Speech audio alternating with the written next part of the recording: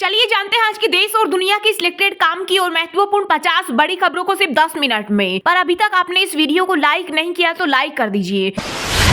बेरोजगारी और महंगाई को लेकर सपा प्रमुख अखिलेश यादव ने मोदी सरकार पर खड़े किए सवाल। कहा, जब से बीजेपी की 2014 में सरकार आई है सबसे ज्यादा हमारे जवान शहीद हुए, 1 लाख किसानों ने आत्महत्या की है और न जाने कितने बड़े बड़े उद्योगपति भारत छोड़कर चले गए। पीएम मोदी बिहार से लोकसभा चुनाव अभियान का करेंगे आगाज। चंपारण के बेतिया में 13 जनवरी को पहली रैली करेंगे। इसके अलावा कई योजनाओं की देंगे सौगात। इसी दिन प्रधानमंत्री झारखंड भी जाएंगे। दुश्मनों की नींद उड़ा रही वायुसेना पहली बार रात के अंधेरे में कारगिल के एयर स्ट्रिप पर उतारा हरक्यूलिस विमान। सीमा सुरक्षा और आतंकियों का विनाश करने के लिए अब वायुसेना दिन के अलावा रात में भी अपनी चौकसी बढ़ा रही। इंडिया अलायंस में सीट शेयरिंग पर कांग्रेस का दंगल। बंगाल में दीदी से तकरार तो महाराष्ट्र में शिवसेना बनी रोड़ा। लोकसभा चुनाव से पहले खड़ा हुआ बखेड़ा। पंजाब से लेकर यूपी बिहार तक मचा घमासान। देश भर में अब होने वाले 2 साल के स्पेशल बीएड कोर्स को हमेशा के लिए किया गया बंद। अगले शैक्षणिक सत्र 2024-25 से सिर्फ 4 वर्षीय स्पेशल बीएड कोर्स को ही मिलेगी मान्यता। भारतीय पुनर्वास परिषद ने जारी किया नोटिस। धोनी के हुक्का पीने वाले वीडियो ने इंटरनेट पर मचाई सनसनी। फैंस के उड़े होश। कोई बोला सबकी अपनी अपनी जिंदगी तो कोई बोला जनता में जा रहा गलत मैसेज। भीड़ हुई तो 18 घंटे तक खुला रहेगा राम मंदिर। मंदिर ट्रस्ट के महासचिव चंपत राय बोले, लोग कहेंगे कि बाला को रात तक जगा रखा है लेकिन सभी करेंगे दर्शन। उत्तर भारत में शीतलहर का कहर। पहाड़ से लेकर मैदान तक पारा गिरा। राजस्थान समेत 4 राज्यों में सीवियर कोल्ड की चेतावनी। अगले 2 दिनों तक राहत की उम्मीद नहीं। दिल्ली में 22 ट्रेनें लेट। 2024 लोकसभा चुनाव की तैयारियों के सिलसिले में इलेक्शन कमीशन का आज से राज्यों का दौरा शुरू। सबसे पहले दक्षिण के राज्यों में जाएगी टीम। आंध्र प्रदेश और तमिलनाडु से करेगी शुरुआत। 2 दिवसीय यात्रा पर ब्रिटेन जाएंगे राजनाथ सिंह। 8 जनवरी को होंगे रवाना। अमेरिका और फ्रांस से रणनीतिक साझेदारी के बाद अब यूके की ओर बढ़े कदम। लोकसभा चुनाव 2024 के लिए कांग्रेस ने देश के 8 राज्यों के लिए इलेक्शन कमेटी का किया गठन। एमपी में जीतू पटवारी, राजस्थान में डोटासरा को जिम्मेदारी। इसके अलावा पार्टी ने सेंट्रल वॉर रूम प्रचार समिति की भी की घोषणा। 1 मार्च से हो रहा जीएसटी के नियमों में बड़ा बदलाव। 5 करोड़ रुपए से अधिक का बिजनेस करने वाले कारोबारी बिना ई चालान के ई वे बिल जनरेट नहीं कर पाएंगे। ज्ञानवापी की सर्वे रिपोर्ट 4 सप्ताह तक नहीं होगी सार्वजनिक। 24 जनवरी तक लगी रोक। अदालत ने एएसआई की याचिका की स्वीकार। केनरा बैंक के साथ धोखाधड़ी के आरोपी जेट एयरवेज के फाउंडर नरेश गोयल ने कोर्ट में जोड़े हाथ। कहा, बेहतर होगा जेल में ही मर जाऊं। जज बोले, आपको बेसहारा नहीं छोड़ेंगे। महाराष्ट्र के नागपुर में भगवान राम के प्रति युवाओं की अनोखी भक्ति। अयोध्या नहीं जा रहे तो बनवा रहे परमानेंट टैटू आर्टिस्ट भी फ्री में दे रहे सेवाएं। गुजरात में वसवा के समर्थन में केजरीवाल ने की रैली। बोले, बीजेपी की उल्टी गिनती शुरू। वह आदिवासी समाज के खिलाफ जेल में बंद विधायक चेतर वसवा को आम आदमी पार्टी ने बनाया लोकसभा उम्मीदवार।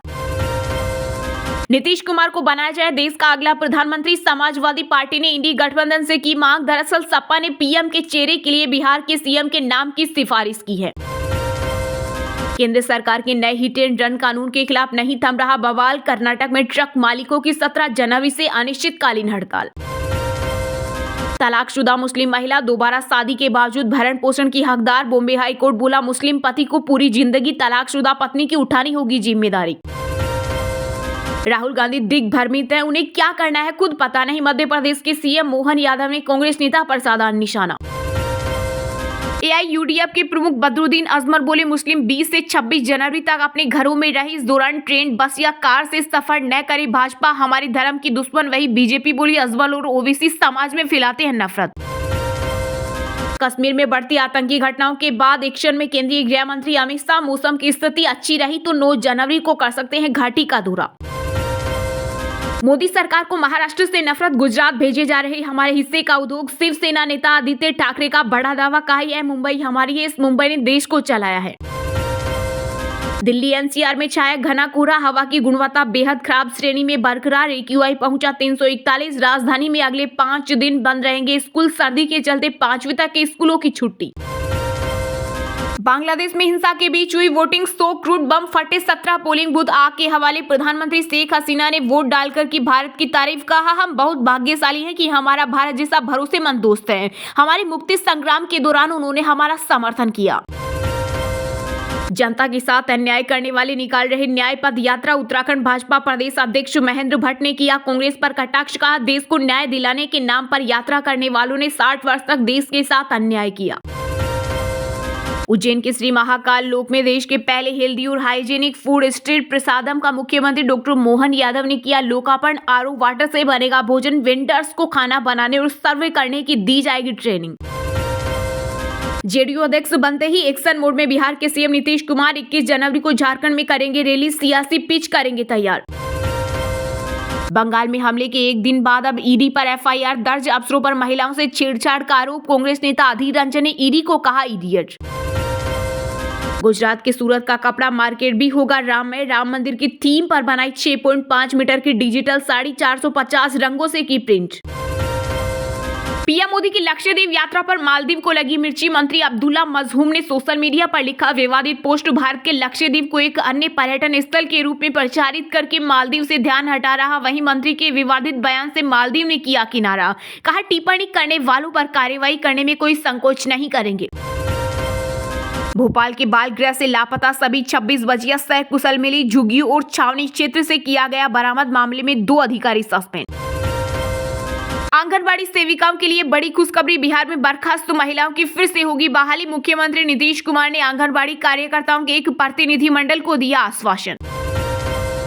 बसपा सुप्रीमो मायावती ने अखिलेश यादव को दी नसीहत। कहा, अपने गिरोबान में जाके सपा सुप्रीमो का जवाब नो कमेंट। 100 दिन बचे हैं, बीजेपी जाएगी।